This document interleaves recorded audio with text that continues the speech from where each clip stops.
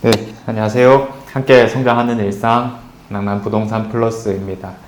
워낙에 이제 부동산 시장이 안 좋은 채로 좀 길어지다 보니까 사실 뭐 지금보다 아주 더 큰 최악이 있을 거다라고 상상하기보다는 좋아진다면 어떤 식으로 좀 좋아질 수 있을까 이런 것들을 한번 생각해 보게 됩니다. 그래서 이게 정말 뭐 작은 일이었다면 그냥 가만히 기다리는 수밖에 없을 거다 이렇게 얘기를 했을 거지만 사실 뭐 대구 시장 전체적으로 좀 안 좋고 이렇게 큰 덩어리로 봤을 때는 사실 정책적인 지원도 좀 나와야 된다 이런 의견들도 있는 게 아닐까 싶습니다. 이번에 국토부 장관이 좀 바뀌게 되었잖아요. 그래서 항상 이렇게 바뀔 때마다 그 사람 어떤 기조를 좀 가지고 있고 어떤 정책이 나올 수 있을 것이냐 지난 행적들을 좀 돌아보면서 우리가 예상을 좀 해보기도 하는데 조금 막연한 기대라고 해야 될까요?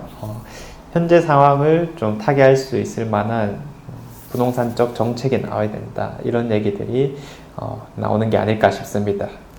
자, 그래서 재미난 기사를 봤는데 지금 뭐 대구 부동산 업계에서 위축 지역 지정으로 핀셋 지원을 또 요청해보자라고 하는 주장이 있었습니다.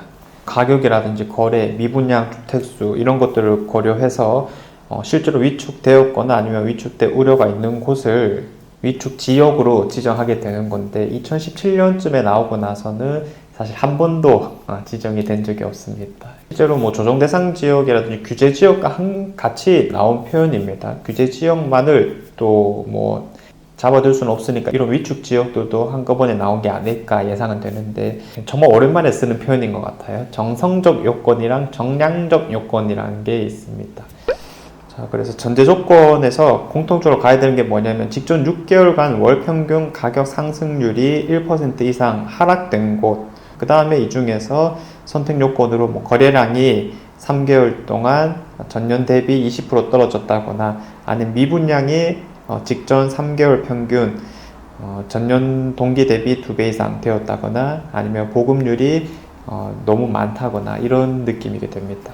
자, 그러면 정말 최근에는 사실 좀 상승을 해왔기 때문에 지난 6개월간 평균적으로 하락하지도 않았었고 그리고 이번 3개월을 통틀어서 뭐 거래량이 작년보다 떨어졌느냐라고 하면은 사실 작년이 정말 최악의 시장이었었기 때문에 뭐 거래량이라든지 미분양 수치에 있어서도 더 암울했던 것이었습니다. 그래서 이런 요건들을 정말 뭐 제대로 채우는 게 거의 없는 시기이기 때문에 다시 이런 흐름이 길어진다면 모를까 지금으로서는 현실적으로 좀 기대해보기 힘든 상황이 아닐까 그런 생각은 듭니다. 그래서 사실상 이런 위축 지역이 지정되는 건 좀 어렵다라고 볼 수 있겠고요. 만약에 뭐 지정이 되게 되면은 그래도 뭐 청약에 있어서 조금 혜택이 있을 뿐 실질적인 효과는 좀 없을 것이다 이렇게 바라보기도 하는 입장이기도 합니다.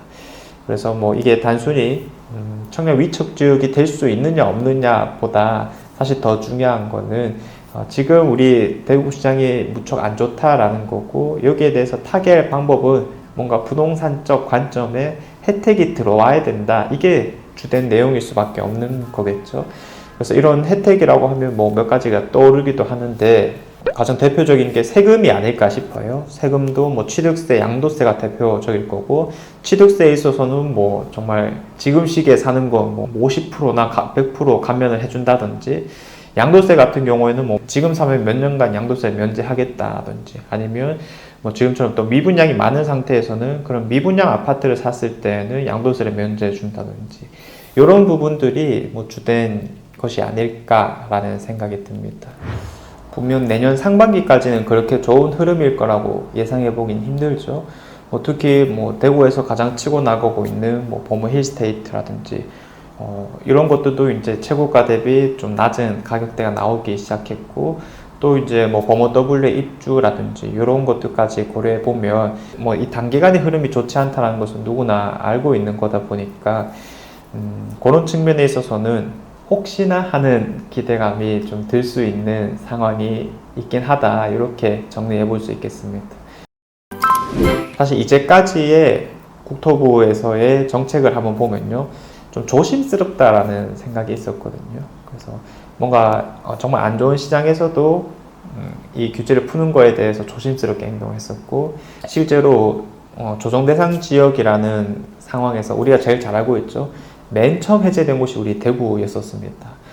다른 곳들도 정말 안 좋음에도 불구하고 대구만 해제되게 되었었고, 그게 실질적으로 뭐 부동산 심리라든지 이런 게 엄청 크게 뛰고 이런 건 아니었다 보니까 다른 지역들도 하나씩 다 풀려간 모습이었거든요.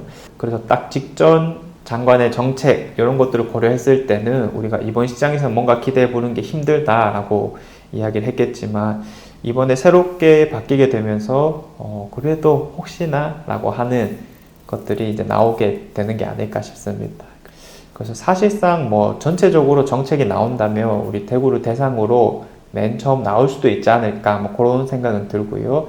꼭 대구를 대상이 아니더라도 그런 신임 정책이 나올 때 제가 한번 다룸으로써 우리 대구에도 미칠 영향을 살펴보도록 하겠습니다.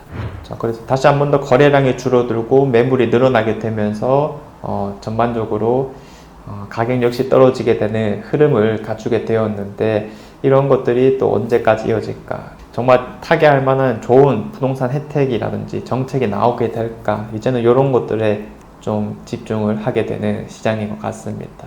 자, 이상 제가 준비한 내용은 여기까지고요. 내일도 좋은 내용으로 찾아오도록 하겠습니다. 감사합니다.